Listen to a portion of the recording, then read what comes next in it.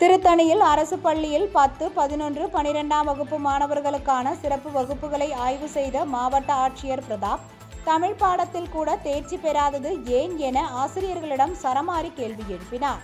திருத்தணியில் உள்ள டாக்டர் ராதாகிருஷ்ணன் அரசு ஆண்கள் மேல்நிலைப் பள்ளியில் தேர்ச்சி பெறாத 10, 11, 12ஆம் வகுப்பு மாணவர்களுக்கு சிறப்பு வகுப்புகள் நடைபெற்றது.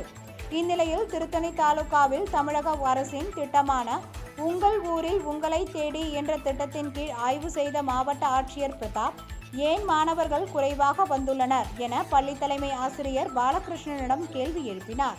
மேலும் தமிழ் மற்றும் கணித பாடத்தில் தேர்ச்சி விகிதம் குறைந்துள்ளது குறித்து என்ன பாடம் சொல்லிக் கொடுக்கிறீர்கள், மாணவர்களின் பெற்றோர்களை சந்தித்து காரணம் கேட்டீர்களா என அடுக்கடுக்காக வினவினார்.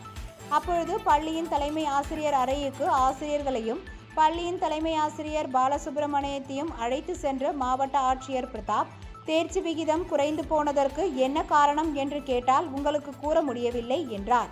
மாணவர்கள் தேர்ச்சி விகிதம் என்று எந்த ஒரு பட்டியலும் தங்களிடம் இல்லை. 6 ஆண்டுகளாக இந்த பள்ளியில் தலைமை ஆசிரியர் உள்ளீர்கள், உங்களை ஏன் பணியிடம் நீக்கம் செய்யக்கூடாது என கேள்வி எழுப்பினார். தொடர்ந்து மாணவர்களின் கல்வித்தரத்தை மேம்படுத்துவதற்கான எந்த ஒரு கட்டமைப்பு நடவடிக்கைகளையும் தேர்ச்சி விகித நடவடிக்கைகளையும் முன்னெடுக்கவில்லை என்று மாவட்ட கல்வித்துறை அதிகாரிகளையும் கடுமையாக பேசினார்.